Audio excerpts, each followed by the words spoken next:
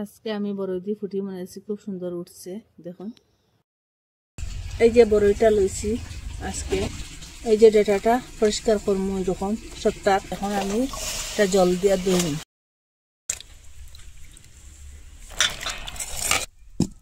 জল দিয়ে ভালো করে পরিষ্কার করে লিছি। এখন আমি সিদ্ধ দিয়ে দিই।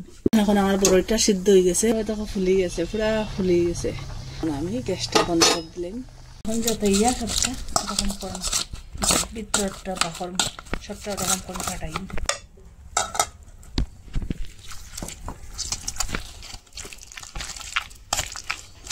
বিচিটা এরকম আগলাই এটার মধ্যে থেকে বিচিটা আগলাইলিম।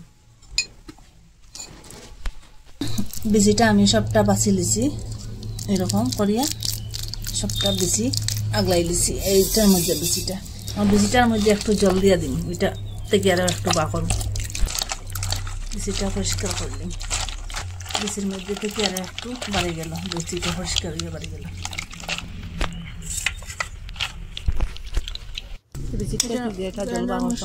দিয়ে দিব ওরকম কারফলে দিয়া দিবা, যার যতটা লাগে জল অতটা দিয়া দিবা। আমি গুড়টা দিয়া দিলাম এটার মধ্যে, বড়ইটার মধ্যে ভাঙ্গি ভাঙ্গিয়া এটার লগে একসাথে মিলে যাব। বেশি দিতাম না, এটার মধ্যে আমি তেল দিয়া দিম, একটু সব দিয়া দিম, আজুবান দিয়া দিম, একটু খালি জিরা দিয়া দিম, জিরা দিয়া দিম। এই যে বড়ই জুসটা বানাইছিলাম এটা দিয়া দিম, বড়ই জুসটা দিয়া দিম। অল্প অল্প আমি দিয়া দিম কাশ্মীরি মরিচের গুঁড়া একটু দিয়া দিম, একটু হলুদ গুঁড়া দিয়া দিম, একটু মরিচের গুঁড়া দিয়া দিম, একটু জিরার গুঁড়া পাখারের গুঁড়া দিয়া দিম। তাছাড়া কম এরকম জলটা একটু শুকাইব। আপনারা বেশি দিন রাখলে এইটার মধ্যে লবণ দিবা না, আর কম দিন রাখলে লবণ দিয়া দিলে বা স্বাদ মতো আমি লবণ দিয়া দিচ্ছি। এটা আমি বেশি দিন রাখবো না, খাইলিবা। ভিনেগার থাকলে দিলে হইব, না দিলে হইব। আমার কাছে আসলেও একটু আমি ভিনেগার দিয়ে দিলাম, একটু তেল দিয়ে দিলাম।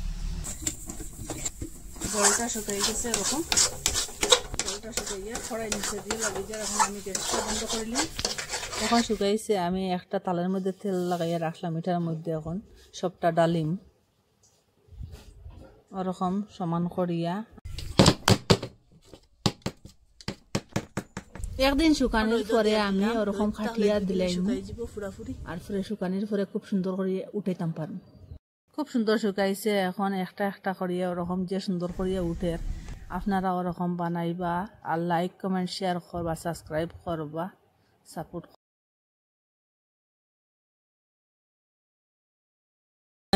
করলে আমি এরকম আরো নতুন নতুন ভিডিও বানাইতে আমার খুব ভালো লাগবো। দেখো বড়ই ফুটিটা শুকাই গেছে, আমি একটা বয়ঙ্গর মধ্যে এখন ঢুকাইয়া রাখবো। কয়েকদিন পরে বাহরিয়া রোদের মধ্যে শুকাইমু।